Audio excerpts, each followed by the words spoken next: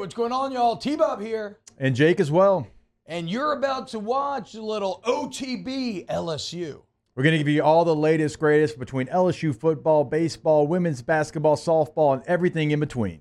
Bottom line, if you want to talk Tigers, keep it locked, subscribe, like it, and we hope you enjoy It is Ole Miss week. We told you what happened last week in college football. It was insanity. We had upsets all over the place. Of course, the Tigers were on their bye week, and so they watched it all play out. Kind of glad now with all the upsets LSU wasn't playing last weekend. Ole Miss goes to South Carolina and makes slight work of the Gamecocks, and now Ole Miss gets ready to come to Tiger Stadium, where they are the favorite. Remember, T-Bob, LSU during the offseason was a 3-point favorite in this game.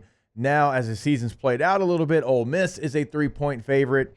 And, look, that is a big deal. There's not many times in the history of this rivalry game where Ole Miss has been a favorite, but certainly not in Tiger Stadium. And so I know you're a big fan of ESPN's FPI predictions, and they give Ole Miss a 67.8% chance to win this game.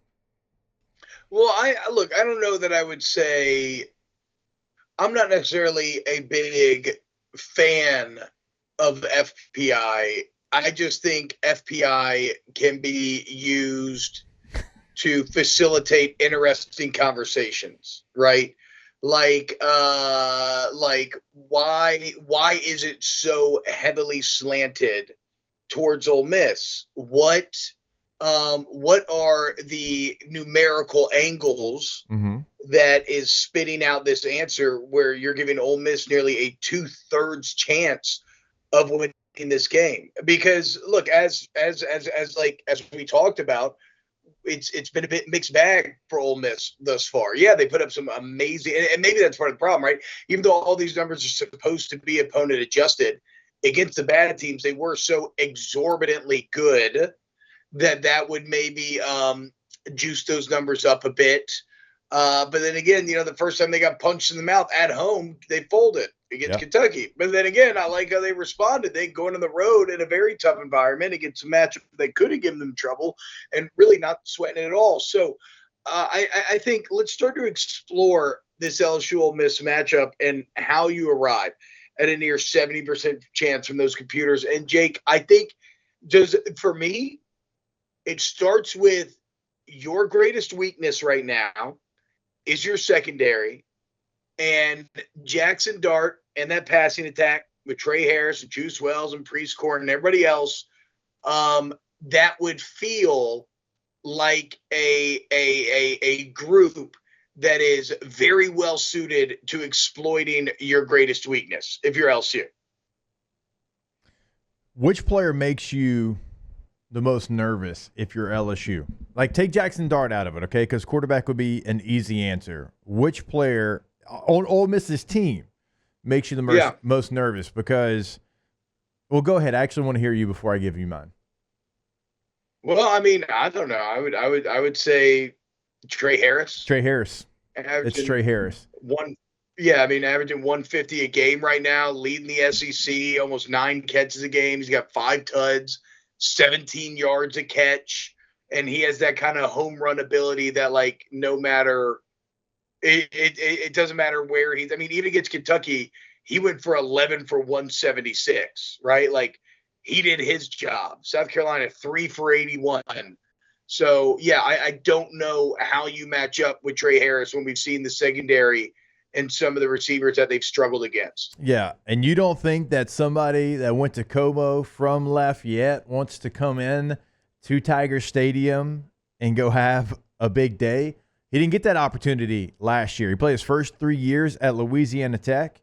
Last year he played against LSU, but that was in Oxford. Like, this is going to be a game that he's probably had circled for basically like his entire life. Certainly, like, since he realized I'm going to play college football. Like, he is somebody that by far has been the most dominant receiver in the country. Like, when you look at the stats and look at the analytics, he's been the most dominant in the country. Now, the problem is, T, and you listed off a couple of different receivers, how much can you truly try to take him away when you have so many weapons? Like, that's going to be the chess match between Lane Kiffin and Blake Baker, because normally, if you're facing off against a Trey Harris, well, you're shading coverage his way. You don't really have that opportunity because there's so many other guys that will make you pay, and also they can run the football. So that is going to be one of the storylines for me is how much do you pay, individual attention to a Trey Harris knowing they have other weapons that can beat you? I don't know, Jake. I guess I'm giving myself over to this. The offense is going to have to win you this game, right? The defense is going to need to make plays around the edges. They've been good at creating havoc this year. LSU actually tied for third in the SEC in sacks per game right now. I think back to the USC game, the 2 fumbles that you caused in the backfield that you didn't dive on, you have to find a way onto that ball if you do it in this game. Because I don't think you're going to stop Ole Miss consistently. But then again, I don't think they're going to stop you consistently either. Remember, we just broke it down on Friday. S&P Plus, LSU, the number 2 offense in the country going to the weekend, number 55 defense.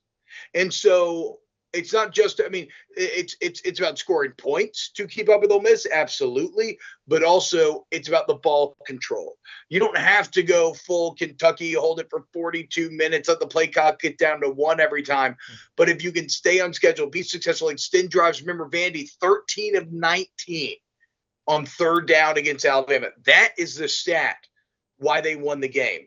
Your best defense against Jackson Dart and Trey Harris and Juice Wells, or Judas Wells, as they were calling this last week, or Prescorn, is your greatest strength, which is your offense. And so I mentioned that Ole Miss's greatest strength in terms of their passing attack and their weapons, unfortunately, is well suited to exploiting your greatest weakness. One thing that LSU fans should feel good about is this is an Ole Miss defense that gets a lot of sacks, 24 on the year, 4 sacks a game, both lead the SEC. Well, guess what?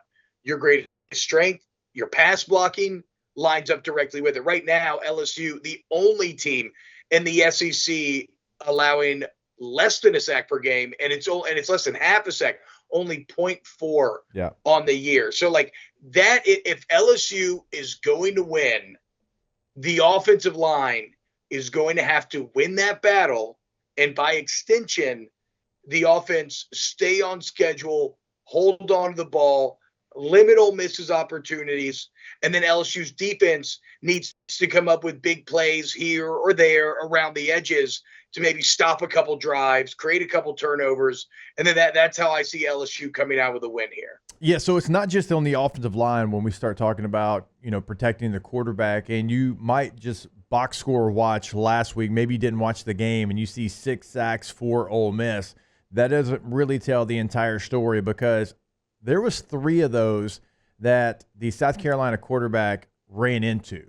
Like it was a good, clean pocket. He didn't want to pull the trigger, and he runs basically into a defensive lineman who's been blocked up at the line of scrimmage. So that stat doesn't really tell the entire story. So it's not just the offensive line, T-Bob. It's also Garrett Nussmeier going through his progression, getting rid of the football, checking it down, because Sellers is somebody that can do a lot with his legs, and whenever he would go through his second progression, he wouldn't really try to get to a third or fourth. He was just going to try to run, where there was a gap in the Ole Miss defense, and you had 3 sacks where a defensive lineman basically just got ran into. Do you think that they were being a bit more contained in their rush lanes, knowing it's Lenora Sellers versus Garrett Nussmeier? You might just go balls to the wall and leave a gap and see if Nuss will exploit it before you start to respect it. Well, even if it's still like it wasn't anything Ole Miss did. It wasn't necessarily like a spy situation. It was just a quarterback not going through his full progression that literally ran into an Ole Miss player. It's not to say they can't get after the quarterback, but it wasn't a traditional, hey, this edge guy beat the tackle right now. He got to the quarterback. Like even when the edge defender, I think Ivy had one, it was a situation. So how good do you think Ole Miss pass rush is then? You think they're overrated? I think it's good, not great. Okay. Yeah, I think it's good, not great. Okay. I think they have plenty of players that have a lot of skill. And we've talked about Ivy. We've talked about Nolan. We've talked about others, even Chris Princely. Paul. Chris Paul off, playing the linebacker position has, I think, 3 sacks on the year. But I think it has to do, like this last game, more with, them for sure. They got 6 sacks, but I say it was more on South Carolina's quarterback, where that's where Nuss has been really good, is he hasn't taken that sack. Even when a really good offensive line for LSU has given up some pressure, it's been him getting rid of the football, where Sellers last week, there was never one time where it felt like he was getting to his 3rd progression.